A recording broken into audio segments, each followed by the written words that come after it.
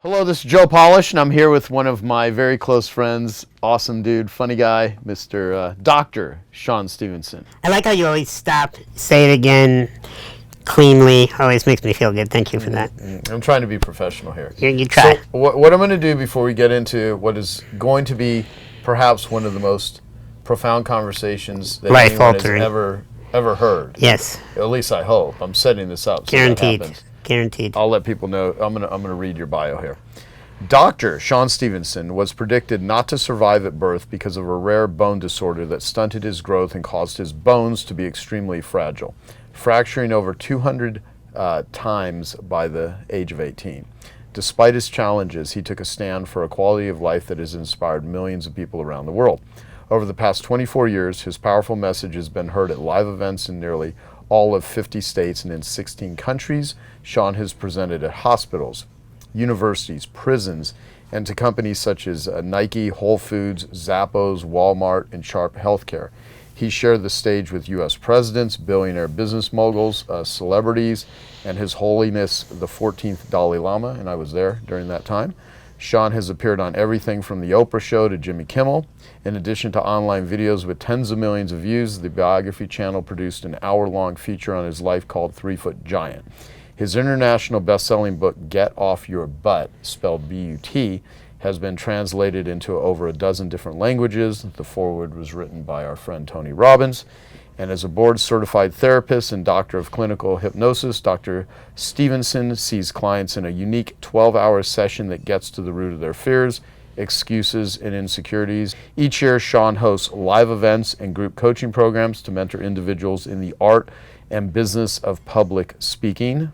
And you do phenomenal events. Thank you. And when Sean isn't working, he can be found in the gym, watching basketball, or reading side by side with his wife, Mindy Kniss. So, what did I not say about you that people should know? Other than this month, within the next 30 days of us recording this, you're going to do your first stand-up live show, too, which is pretty awesome. Yeah, I've been talking about for years that I wanted to get into comedy, and I even posted it on the Genius Network private Facebook group that I was going to do it, and then everybody was like, when, where, give me a date, give me a time. So I finally got locked in, found a comedy club in Scottsdale, and we're just going to start the career off just like I did with speaking, work my way up the ranks, and I'm excited. Yeah, no. Well, let me start with this, because I've got a few questions for you that have to do with your career, with speaking, with presenting, with business, and things like that. But you would be, on the surface, seeming like the last person that would ever be a public speaker. I mean, you're 3 foot tall, you're in a wheelchair, traveling on airplanes and things like that seem to be very prohibitive, and you have to deal with things that most people that have the ability to walk would never have as obstacles. And, I couldn't even begin to imagine how many obstacles there were from insecurity issues and things that you're very open to talk about. Growing up, being in the hospital so many times, constant broken bones, things that, but you've overcome so many of these things, and you're now one of the top speakers in the world. And not only that, you actually train people to do it. So take me back to what was like, how the heck did all this happen? I mean, how does one become a Sean Stephenson with just this vessel that you travel around in? Yeah. So, specifically from the speaking side, I started 24 years ago, and I was getting into the business because I wanted to make some side money while in high school. I applied to 3 different companies, a chiropractor's office, a limo dispatch company, and a electronics store. I won't mention their name, but they have the best buys if you ever go. And so these 3 different companies all turned me down. And I had a good resume, I had great personality skills, and each one, when I asked them, why don't you want me to work for your company? They blatantly came out and said, no, you're a great guy. We like you, but here's the deal. We don't think the customers will be comfortable looking at you. I mean, what? Oh, wow. You know, we don't think the customers would be comfortable looking at you. So then I brought it up with the limo service company. I said, I'm not even seeing the customers. They don't even know what I look like. And they said, well, we don't know what the other employees will be uncomfortable. I mean, what if you need to go run out and get us coffee? You're not going to be able to do that in the wheelchair. Or what if there's something on the top shelf? How are you going to reach it? Like, we're not discriminating against you. We just don't think you are a good fit here. I'm like, well, that is the definition of discrimination. If you say I have what it takes, but you don't want to adapt a few things to your building. And so I got really frustrated. I watched all my friends mowing lawns, which I couldn't do, a paper route, which I couldn't do. And I just wanted to make some side money to buy video games and some clothes and just, kid things. And that's when a counselor came to me and said, hey, Sean, you are a pretty commanding presence. Would you be willing to speak at a high school about what it's like to have a disability, and I will pay you from school funds $75 to do that speech. And I said, I'll give it a go. I'll try it out.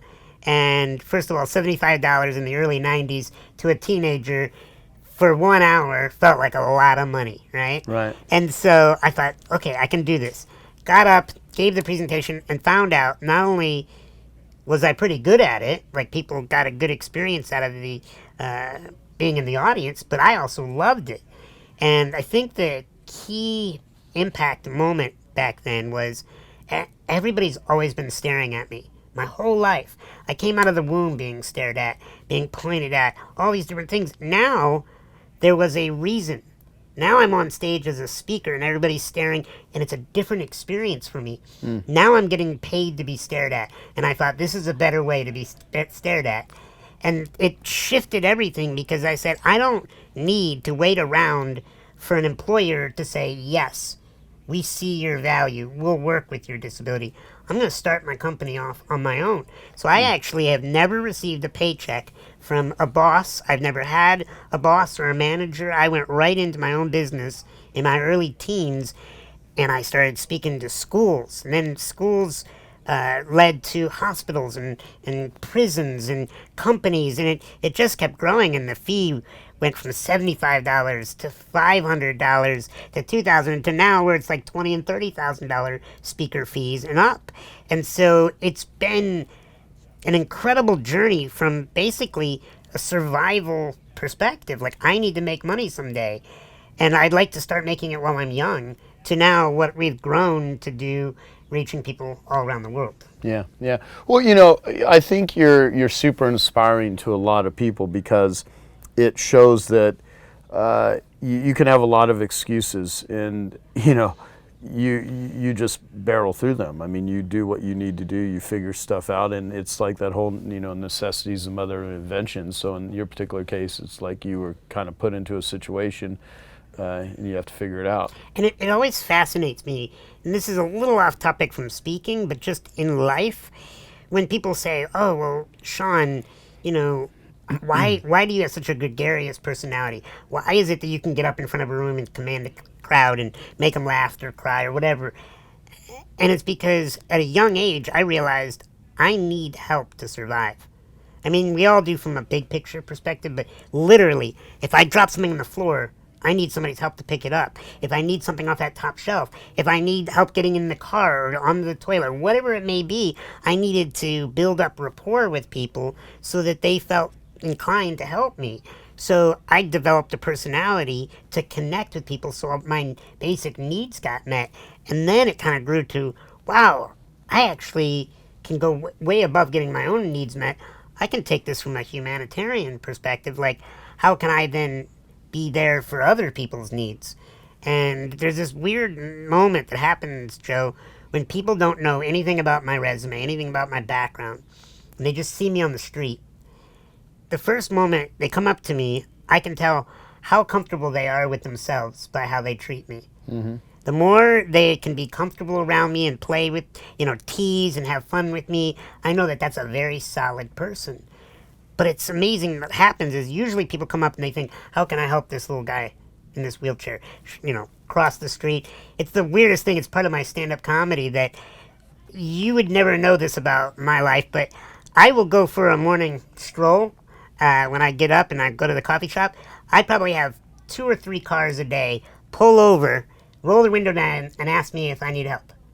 Like, and I'm just thinking, what, do I have a sign on me? Like, what are we doing this for? But I think it's because people automatically assume, well, there's this little guy in a wheelchair, he must be lost, or, Right. and so it's about educating people that actually you're rolling your window down, but I'm a therapist. I probably can help you more than you can help me. And it's that fun exchange when people actually realize what I do know.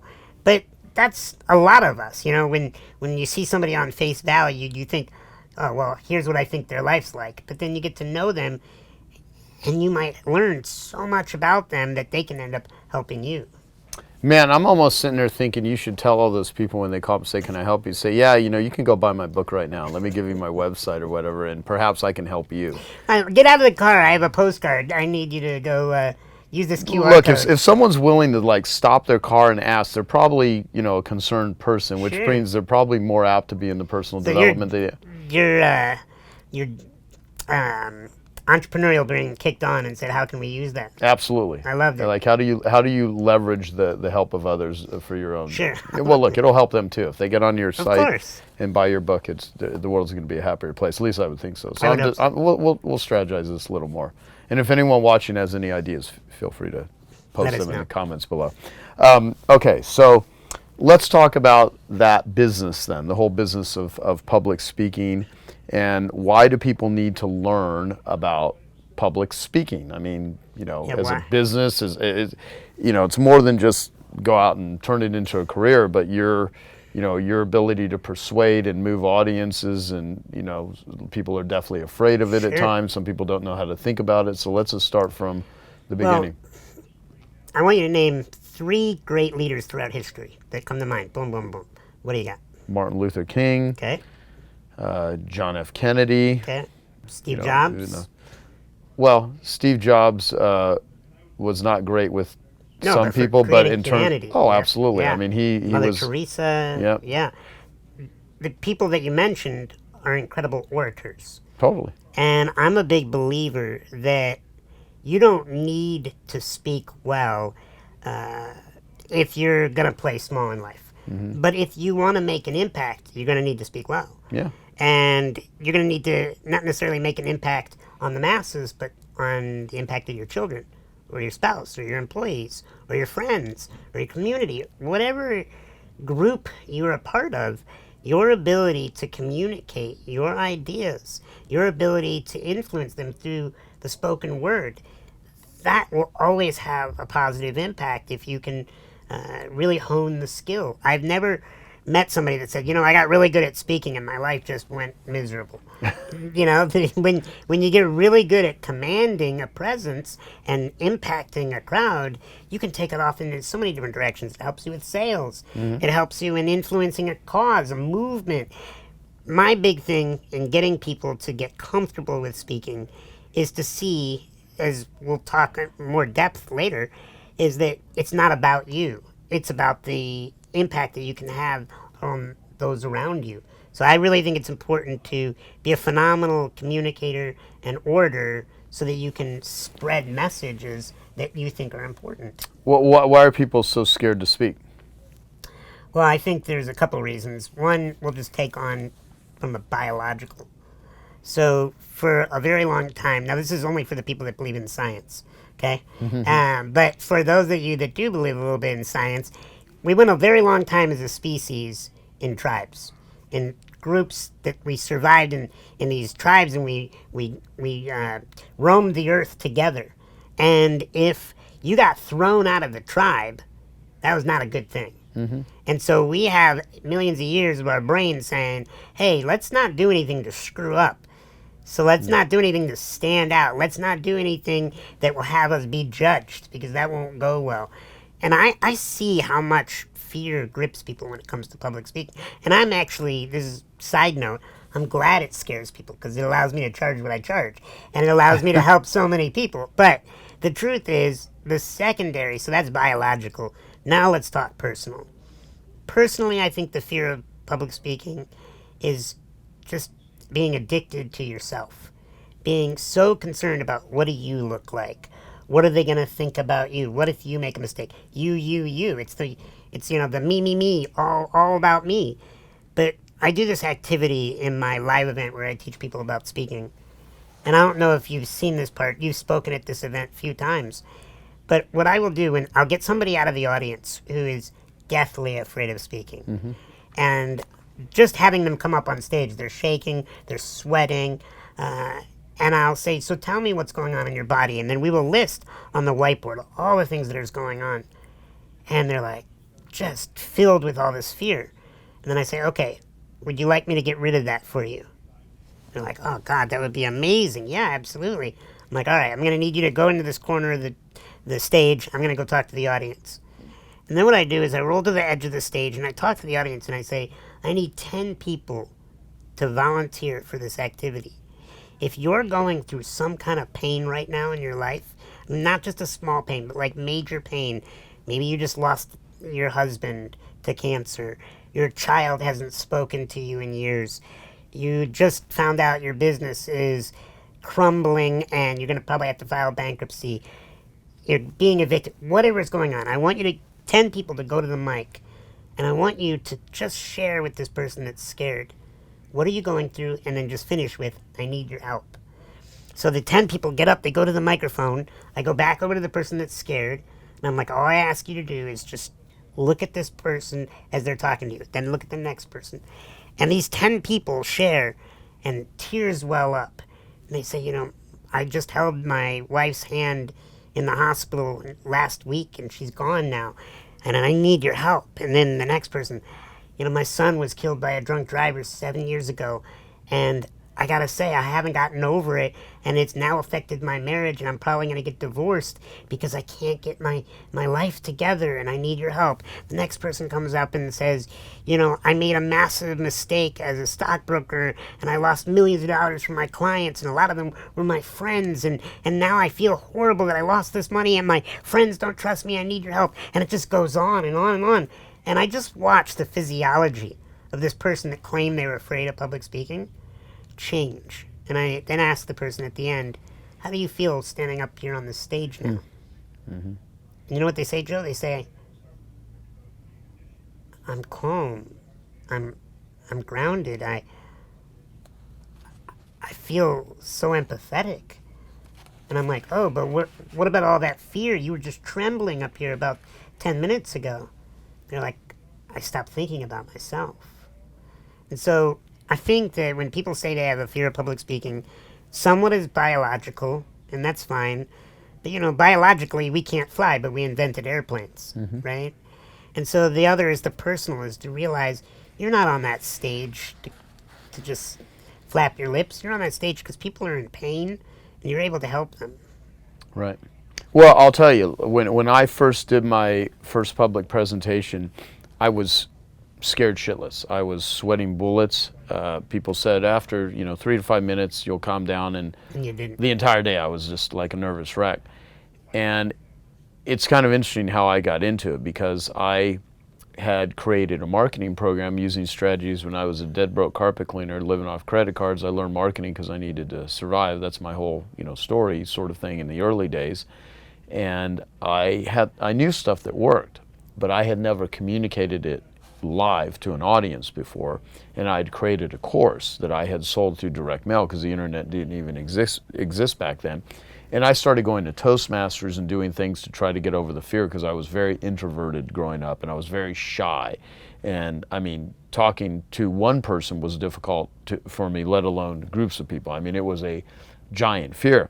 And I wrote a sales letter to do an all-day seminar to carpet cleaners, and 52 people showed up for this thing.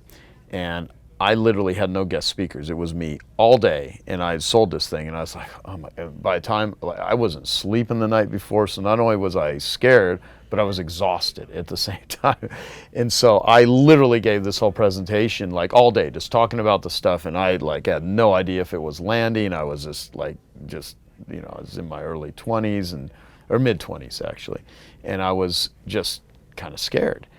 And at the end, though, I offered to sell a marketing program, and I sold $12,000 worth of a marketing course. I was selling a $497 version called a basic package and a $597 version called a gold That package. 12,000 cleared that public speaking fee right out. No, here's what it did. Like, I was like, I got to learn how to do this. Yeah. So you know what? The next speech was very scary. And the third, but I was like, I realized a saying that whatever you fear and don't face controls you. Yes. Whatever you fear and face, you can control it, or at least you start taking steps to get better at it. Not that, and to this day, I've never gotten rid of the nervousness. I mean, there were even estimates like, the late Johnny Carson would throw up once a Right week before every, the Tonight Show, at least once a week his whole career. Like, he never got over it. But you know what? He showed up and he did it.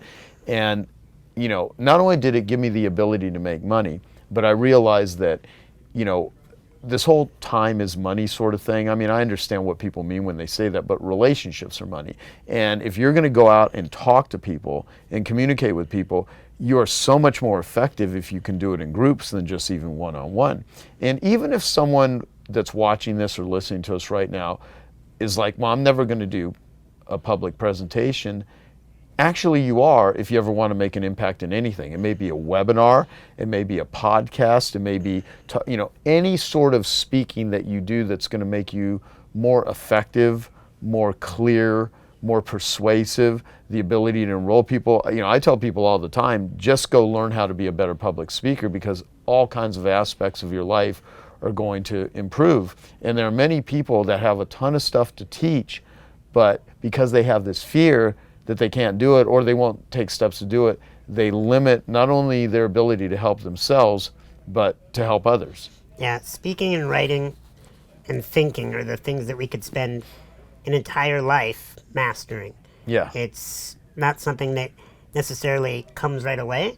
Some of the students that I've been working with over the past 4 to 5 years in this business of teaching people about speaking, it's amazing to see their growth the moment they believe they now have what it takes. Mm-hmm. I could tell them that they're amazing, but it's the moment they believe they're amazing. Totally. And when you actually, like, even the first time when I did that all-day presentation and I got the acknowledgement that even though inside I was super scared, on the outside, these people still invested in my ideas. Sure. And most people don't do that on their first seminar. I mean, in a lot of ways, it was just, but I'll tell you, I had to gut my way through it, but thank God I did, because it opened up a world of opportunities. And then within the first year of doing that, I ended up selling $250,000 worth of marketing courses. And by the second year, it was $500,000. By the third year, it was doing over $1 million a year. And the year that I did $1 million in sales, $250,000 of those sales in 1997, that was, actually came from speaking on stage at maybe like 6 or 7 events. Well, I'll tell you a quick story that when you get up in front of a crowd, you might think you suck, right? You might be hard on yourself, and because you hear the internal dialogue, you're not hearing the external dialogue like everybody else. You're hearing parts of what you're saying, but you're also hearing, that's kind of stupid, or are they liking this, or where's my hand supposed to be right now? Should I be leaning against this podium? And you're hearing the internal dialogue, so when you get off stage, it's very easy to believe, I don't know if I did very good, because you have imprinted your internal dialogue on top of the external dialogue. They don't hear your internal dialogue. Mm-hmm. I gave a speech 4 years ago. I had just come back from Robin Sharma's event over in Switzerland, and I was totally jet lagged. I probably shouldn't have taken the engagement, to be honest. And I got up on stage, and I was doing my presentation. Nobody was really laughing at the funny parts, and the moment you get mad at your audience internally, that's not a good moment. Right. You have to stay fluid in that moment. And so I get off the stage and I think, oh man, I want to refund them their money. I was not on my game. They came up to me and they were like, that was amazing, because they didn't hear my internal dialogue, right? They didn't hear how tired I was. They didn't hear the internal chatter. And then I was telling one of my students about how, like, yeah, that was one of my worst speeches in the last few years. And the student just said, wait a minute, when was this? And then I gave them the date and the place. And they're like, Sean, the only reason why I'm in your high-end coaching program is because I was in the audience that day and thought you were amazing. And it was like this incredible Twilight Zone moment where I was like, wow, I thought I sucked. This person just paid me a lot of money to continue to learn about speaking from me on a day I thought I sucked because she didn't hear my internal dialogue. Yep.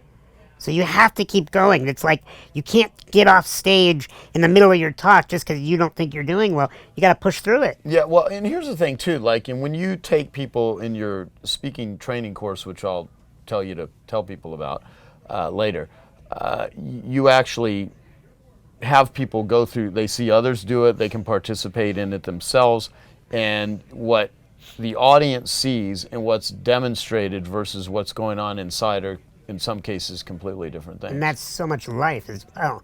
Yeah. You know, a lot of people feel like, I didn't make a good impression. Well, you don't get to see what other people see. You see through your own eyes and your own feelings, and so you have your own interpretations based on the messy soup on the inside. But if you do a phenomenal job of sticking to a lot of the fundamentals, you can still, you know, like what some of my friends have said to me, Sean, on a bad day, you're still amazing. You know, and it's because I stick to the fundamentals of speaking. So even on the days I'm tired, even on the days I don't feel well, I can get up there and act like the pro that I am. And that's what I teach people, are the fundamentals. So on the days that you're still dragging maybe because of outside circumstances, the audience doesn't know. Yeah. Well, let me ask you about this then, because, you know, there's this one saying that you got to take this in the right context, because there's probably some situations where it may not apply. But anything we're doing in life is we're doing poorly in the beginning, meaning. Yeah. Now, if you have to, you know, do heart surgery on someone, you don't want to do it poorly, and you don't want to do it the first time, right? Sure. You know, you want That's why they have flight simulators. Right. Exactly. And so, but if you're going to do your first public speech, maybe the worst one you ever do is your first one. If you're ever going to do a webinar, the first one you do may be your worst one, and then the second one may be a little bit better. But the thing is if someone's watching this, they have to determine, one, is learning how to be a more effective speaker worth doing? And if it is, and you can say, yeah, the byproducts of that, the results, where it's going to take me in my career, where it's going to take me in my ability to influence others, where it's going to allow me to affect change, you have to be willing to do it poorly. You know, now in many cases you won't. It might be all in your head. But even if it is poor the first time, who cares? You know, because what person flew into flying? You know, you got to crawl, then you got to walk, then you run, then you know, wherever that goes, right? Yeah. You fly. So it's rare that anyone in any area of mastery started out very good. As a matter of fact, almost everyone that's world class can tell you stories about how the very beginning sucked. That's why you need a dojo where you can practice, whether it's in a group like that you hold here, or in my groups, you need places that are safe emotionally to share and try things out and experience, and then be able to course correct. Because if you don't want your first speech to be a paid engagement necessarily. You want to be able to go through a course where you can try out material. We have one speaker training that we do where they all come and get to speak. Everybody gets to speak, and we break them into small groups, and then we take the best people from the small groups, and then they get to speak to the whole group. And it's amazing because I don't really teach much at that event, but people always come to me and say, "Oh, this was amazing," and I'm like, I didn't really say anything. It's because they had a safe space. The dojo, like in martial arts, they had a safe space to practice, to try out material, to tell a story for the first time to a small audience. And that makes somebody feel like, hey, I can do this with a bigger audience. Yeah. Well, okay. Well, let's talk about what people need to do. And I'll go some rapid fire questions because there's a lot of things I could talk to you about, but we can. You have an entire training on this, so I want to cover some of the essential things. What are mistakes? What mistakes do people make from stage that they need to be aware of? They get in their head. They don't have a clear set of bullet points of like an outline. They think that, I'm just going to go up there and speak from my heart. Well, sometimes that works, but a lot of times it turns into a ramble. So I tell people, what if you could have some bullet points? You don't need to have your speech written out and read it word for word. But what if you could have bullet points that you could look down at, or maybe have on a sheet of paper off in the audience that you could just jog your memory and go from one idea to the next.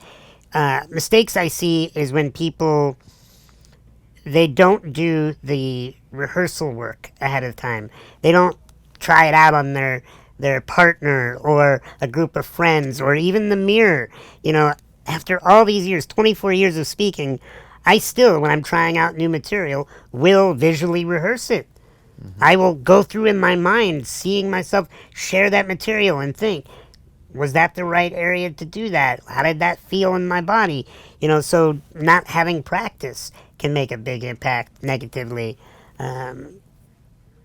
Getting caught up in using a pet phrase can really make you look like amateur. Something like, I always say, or getting caught on a pet phrase and repeating it, looping it, will make people go, oh my goodness, that's 12 times they've now said ladies and gentlemen, and it can be an awkward experience. Yeah, gotcha. Okay, well, what puts people to sleep that bad speakers do? The thing that puts people to sleep is they don't modulate their voice. So,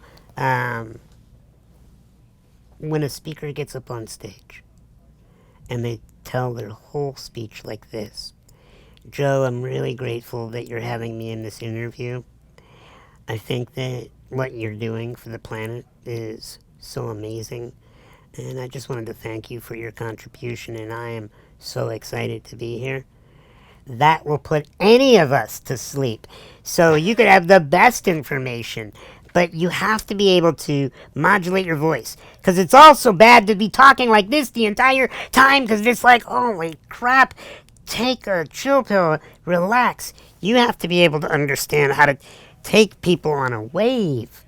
You know, Les Brown, one of my mentors, he said, you sometimes need to go on a run when you're on stage, where you get into your moment and you are talking passionately and you have that plan for about 3 minutes. You're going to go off and then you stop.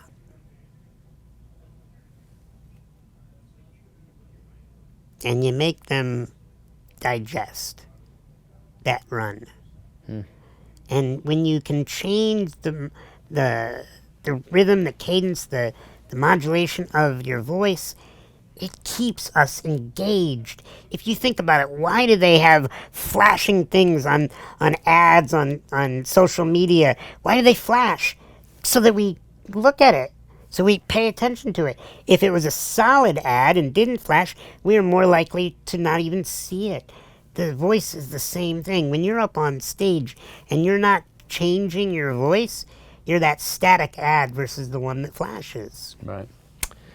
So, okay, so what is the process that you use to create like your content, your speech content? So I call it the pull method, P-U-L. Whenever I'm giving a presentation, it doesn't matter if it's a 10-minute talk or a 2-day long seminar, I will use this method. The P stands for personal. When you get up on stage, people want to hear your personal story.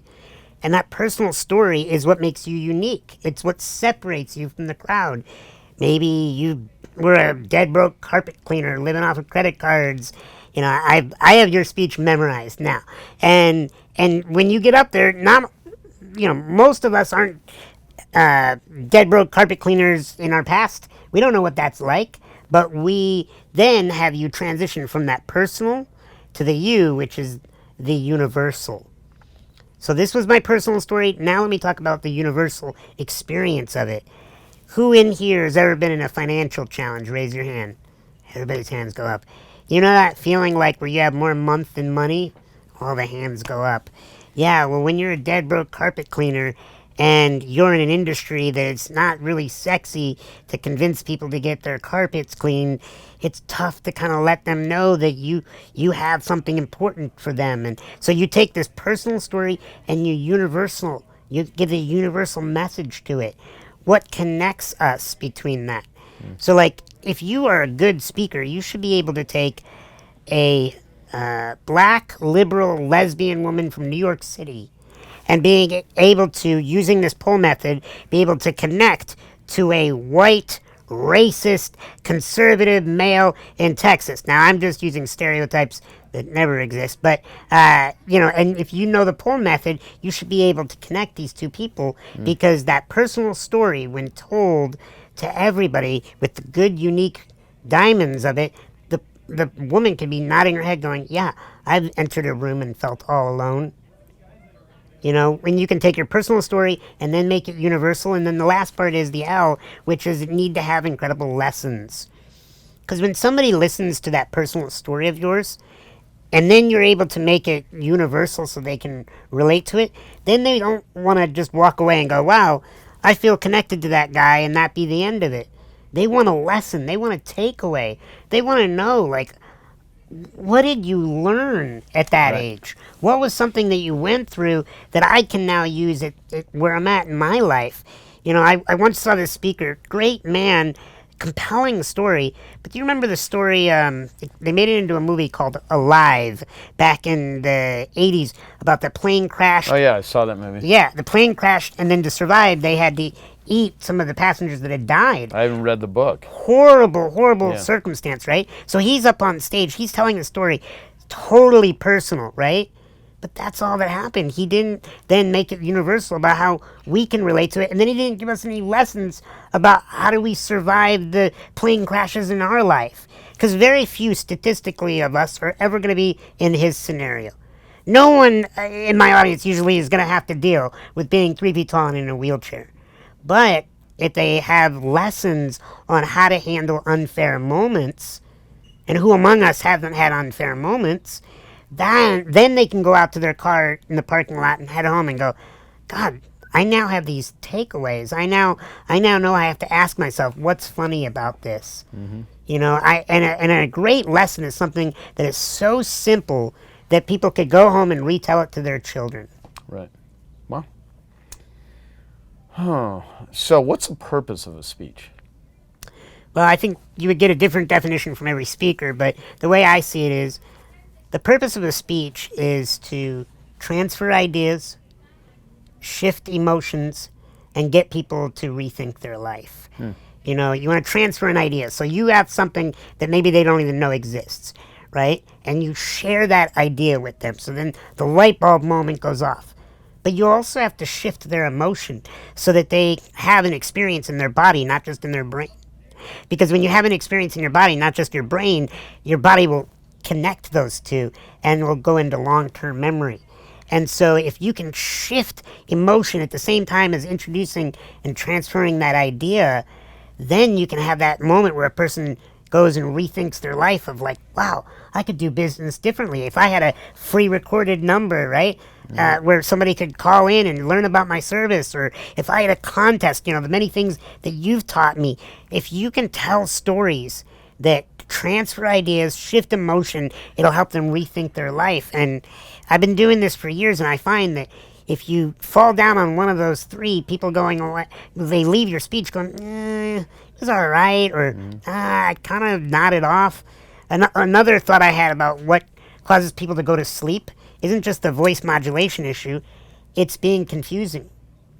The moment the brain gets confused, it checks out. It goes, you know what, this is too hard. I don't want to, like in math, I don't want to carry the one.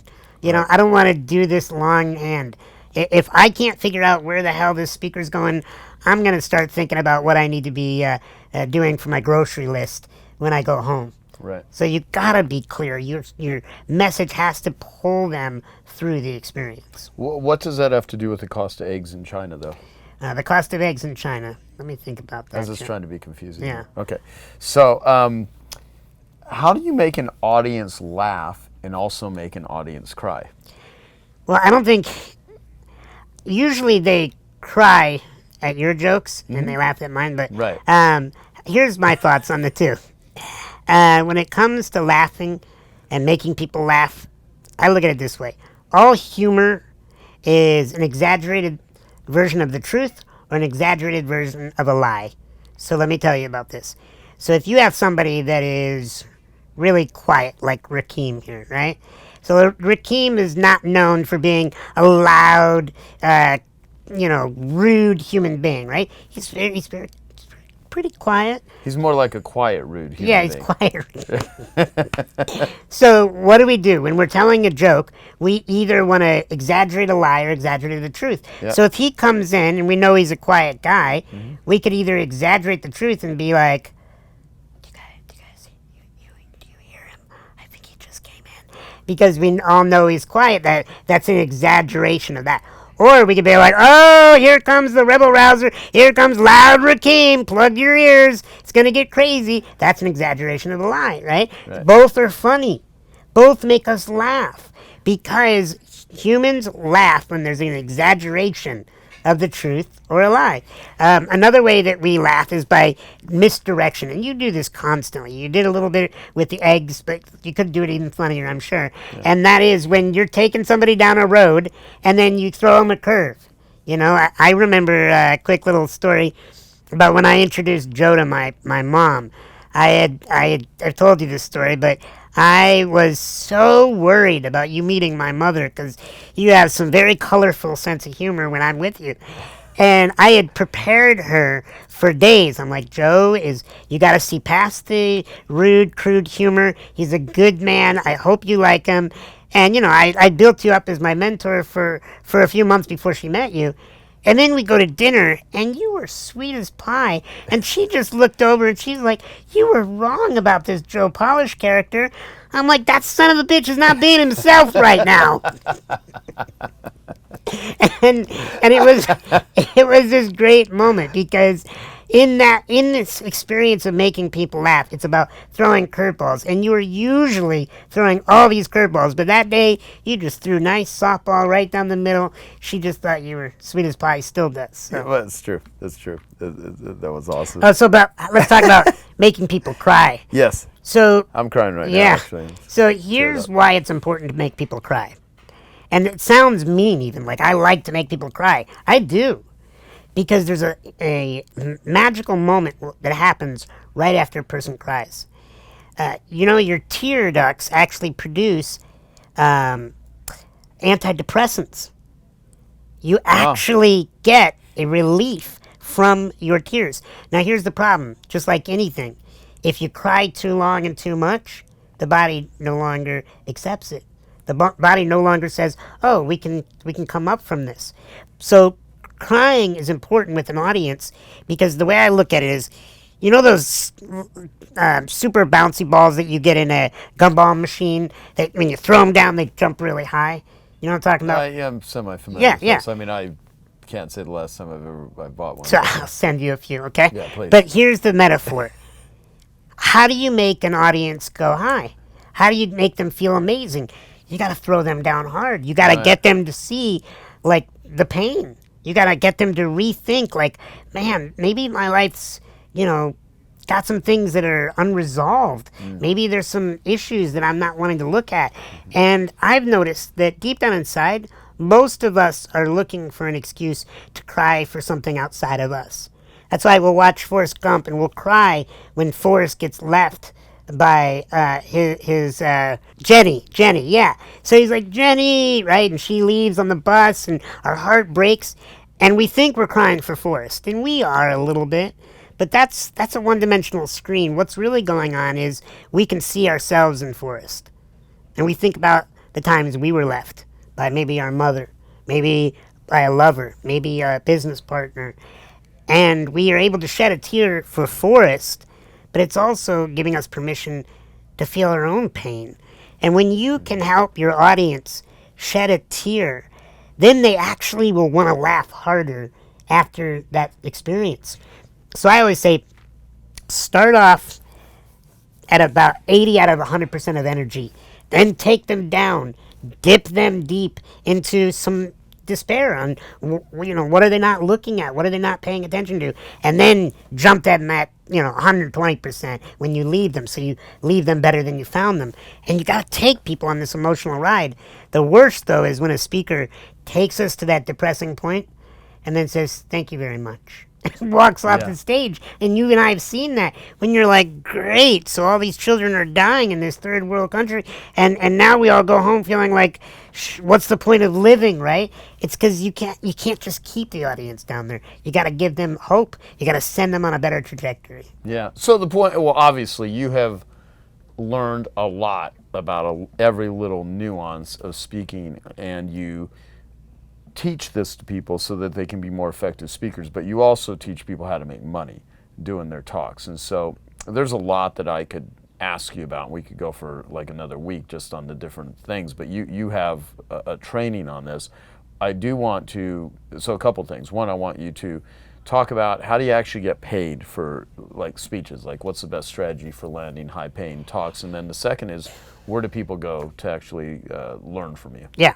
So I'll answer the first question. And, this is going to sound simple, but it's how I built my whole business.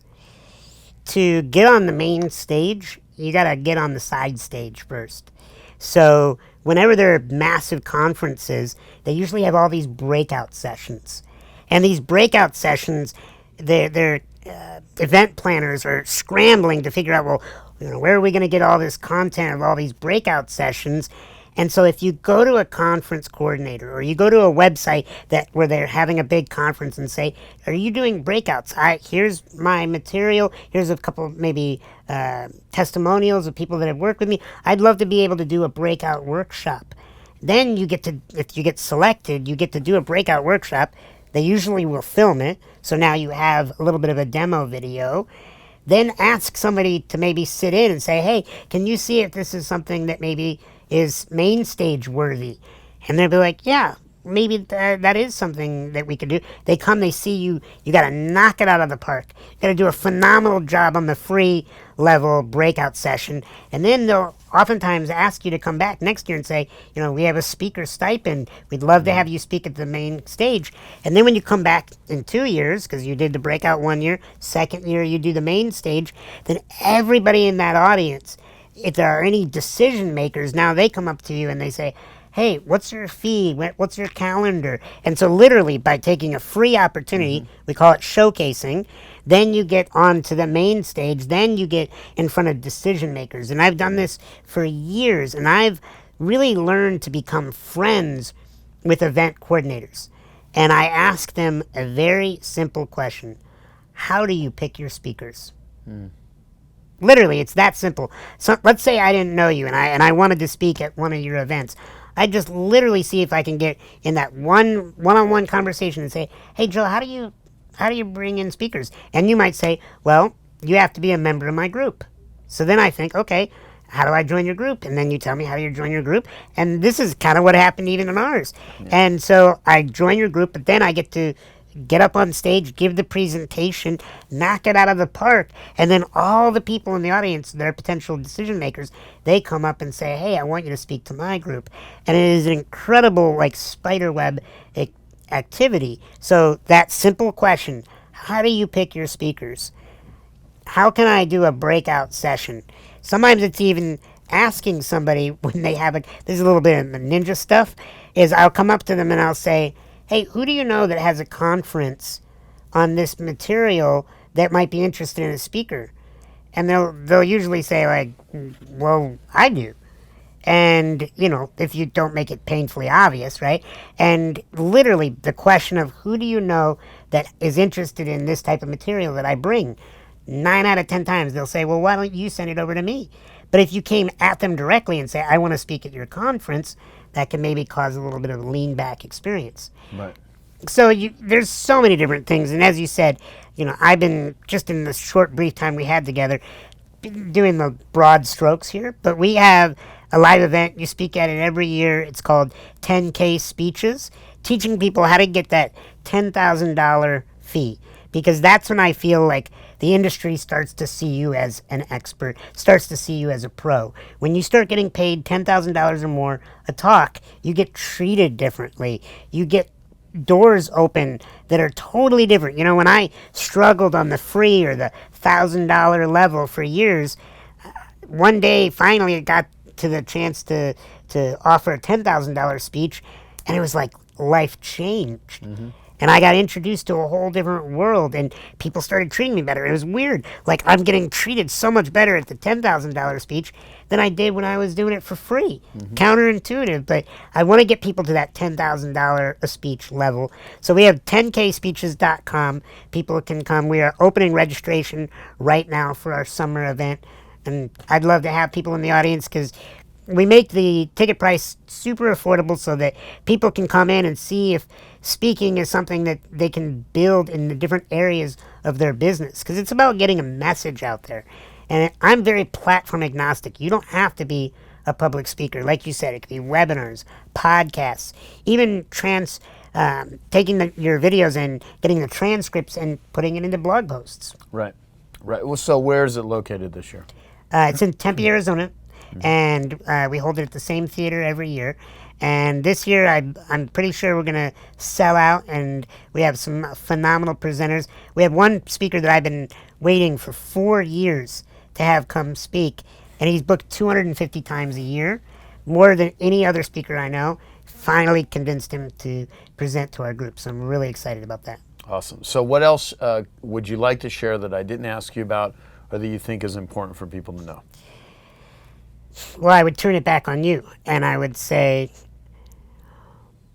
all these years that we've been friends and you mentored me, why do you think our relationship has grown where you want to help me? Because sharing that piece of wisdom, I think, would be really important for whoever is listening or watching. Well, why do I want to help you? Why do I do?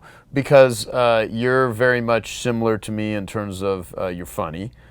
You've been through like a lot of hell in your life, and so we definitely can relate with overcoming in our own ways different challenges. You're extremely conscientious about wanting to help other people. You would do this stuff even if you didn't get paid for it.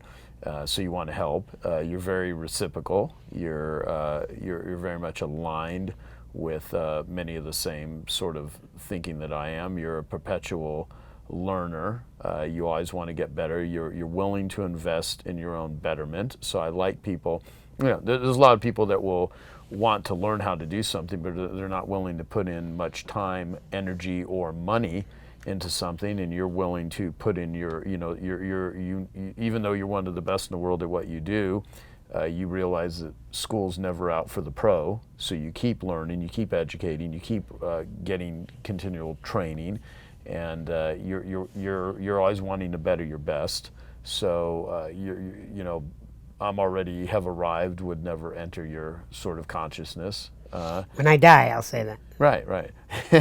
And you're just you're just a caring person with a ton of integrity, and you utilize your speaking as a way to make a living.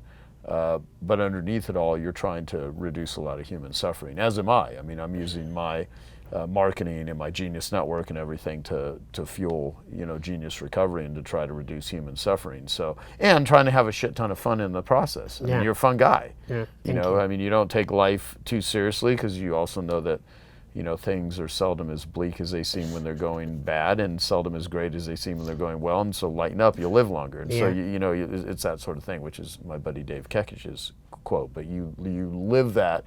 And so, how would you not want to, help someone or be associated with that? Because that's what gives you energy. So you're an energy charger, not an energy drainer. And some people are, you can be a fountain or you can be a drain. Yeah. And so, you're a fountain. Thank you. As am I. That's why you're flowering right now, just because you're being blessed in my presence. Yeah, well, we all know that. Well, the reason why I wanted you to do that is because I'm going to have Rakeem cut that part out so I can listen to it as I go to sleep. Yeah. It's like a sweet, gentle lullaby. Right, yeah. That you'll have to replace the Wayne Dyer meditations and Eckhart Tolle and stuff, and you'll listen to me saying that all the time. It'll get more deep into your nothing wrong with my ego that I want to hear you tell me what's amazing in the last question. That's awesome.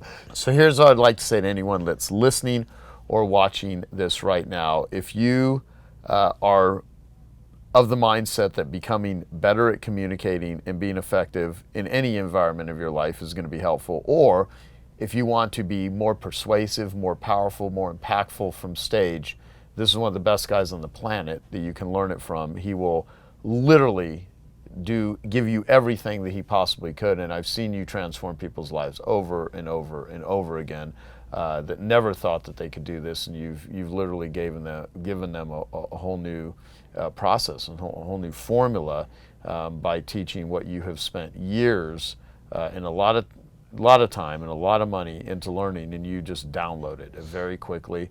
And so what's the website again for people? 10K Speeches. So 10K as in kilo, speeches.com.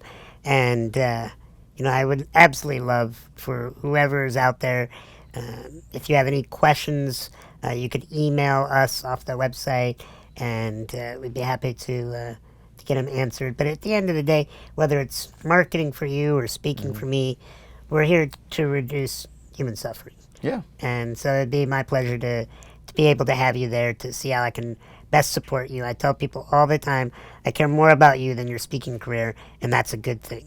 Yeah. Well, you're always doing awesome stuff. So always a pleasure. Thank you, brother. Thank you. And see ya. Go to 10kspeeches.com right now and do something good for yourself.